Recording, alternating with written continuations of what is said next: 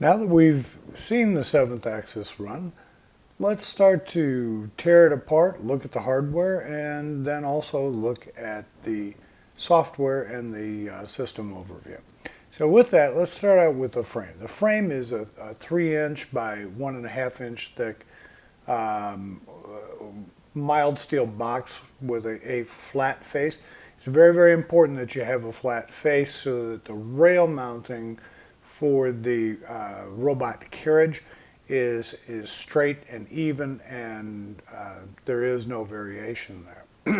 The width, as shown outside to outside, is 16 3/4 inches, and the floor. This is a floor-mounted system with you can see the feet right here in this corner. They're simply just adjustable feet. The rail and carriage, and by the way, the frame, you can build that anywhere. Your local fabricator can do that for you. The rail and carriage, this rail and carriage is from PBC Linear. It's an absolutely wonderful piece of equipment. It gives you a very, very smooth transport and adjustable lengths. You can go as far as you want with this. So the rail and carriage is by PBC Linear, and it's the IVTAAE Linear Series. They're really good folks. You can build a robot mounting this plate here that's the bridge between this carriage and this carriage. You can have that built by your local fabricator. So when we look at the drive system is timing belts, and they're done by BracoFlex. The AT Move series, real nice series. It has reinforced steel in the timing belt, so you're not going to get a lot of stretch. You're going to get a lot of long life out of it. The take up and drive mount. Again, get that done by your local fabricator. The take up is relatively simple, and if you're interested, I can send you a quick drawing on that. The drive motor is a NEMA 34 high torque stepper motor. Now, you can replace that with a servo if you want higher speed, but be aware on higher speed that starting and stopping can cause your robot to lose position. In the case of a universal robot, it may go into a safety stop. The motion control, we have an Ethernet capable single axis motion controller. This one has 8 digital inputs, 8 digital outputs. It's a great edge computer. 1 analog input, 1 analog output, and we're using a Galil Motion Controller 30017 is the number. Safety. Can't forget safety. We're using an edge safety here, and that is an Omron edge safety SGE 125, and we couple that with the drive safety, which interconnects and shunts the power to the drive. That's an Omron SCC 1224, works flawlessly. We've also run a Omron OS 32C area scanner. There's a number of different manufacturers out there. We kind of like the Omron because it's relatively easy to work with. If we go into kind of the software side of it, the master controller, we're using a Windows 10 Pro operating system. Reason for that is it doesn't do a tremendous amount of work. Most of the computing is done by the edge computers, which are the Galil Motion Controller and also the robot. We're using both of those, but we match that up because the Windows 10 can fit into a network environment relatively simply. We have a 5-port unmanaged DIN rail mounted Ethernet switch, and that's a BrainBox SW505. Nice piece of equipment. Our master controller software, everything is written on the master controller in Java SDK by Oracle. You can just download that for free, the base of it. And then our IDE, Integrated Development Environment, is NetBeans by Oracle. We'll get into that a little bit later. Galil has a very nice suite of motion control software. You'll find that it's very, very straightforward in terms of how to write the programs. And the Galil Motion Control, it's a very versatile controller. It supports both PLCs and PCs, and both steppers and servos. So you have a lot of flexibility however you want to build your system. We've used, again, the Windows PC with Windows 10 Pro, and then we're using the edge computers of the Galil Motion Controller and the robot. The robot that you see here is a universal robot, UR5. That's a 5 kilo payload robot. And both the Galil and the robot are Ethernet connected. We're using sockets to communicate between the Galil and also with the robot.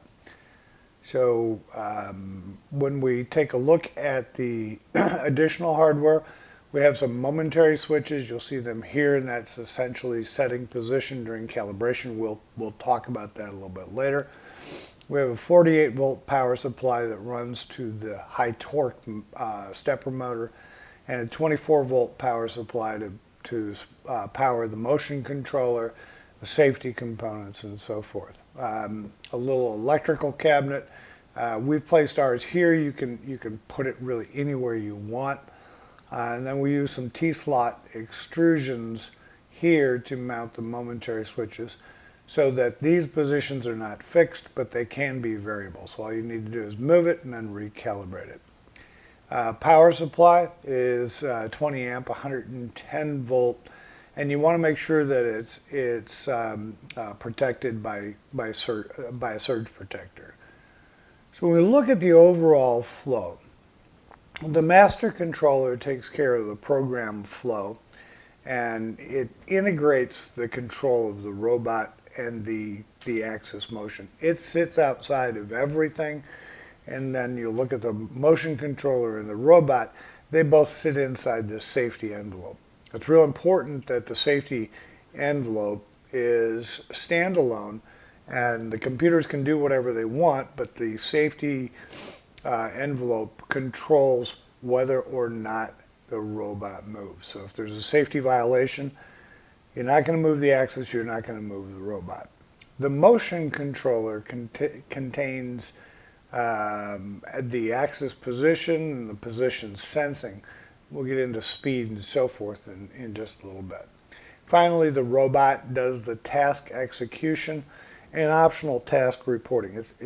It's very, very robust. You can pick up a lot of whatever information you want to know. Since we're using sockets, you can pull that information in by diving in and driving through the real-time data reporting. What we're going to do in this one is just use Universal Robot's dashboard server. It's more than enough for our basic operation. So again, the master controller takes care of the robot program selection, the start and stop of the robot, the motion control program, and it is the master computer. And we've written everything in Java. In the motion controller itself, you have the speed, the start, the stop, the digital inputs for the momentary switches, and that will really help out with the calibration, location calibration of the system. And this is an edge computer. Make no mistake, this is a computer, and the language here is the Galil design kit, the GDK. The robot executes programs for that particular linear position. When it's moved into a position, it executes for that position, and that's wide open. What we've done here by breaking these into edge computers is really break each component almost into a standalone. So whatever you're doing at that position, you can change. If your positions change, the duties change, you simply write a new robot program. And the input to the master controller as desired. Whatever information you want back from the robot, you can program and pick it up through the socket communication.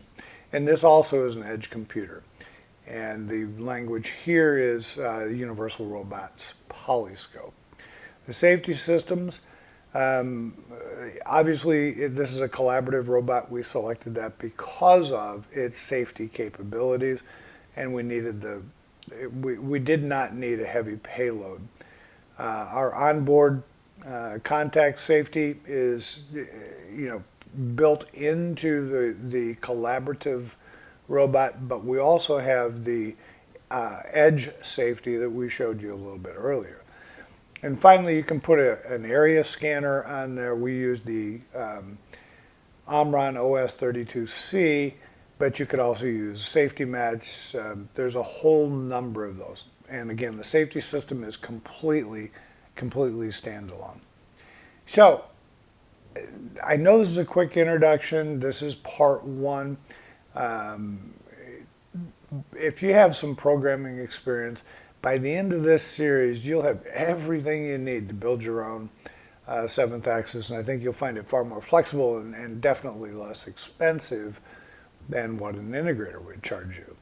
So in series 2, we're going to start out with an overview of the Java programming and then jump into the motion control and the robot. We will see you in our next series.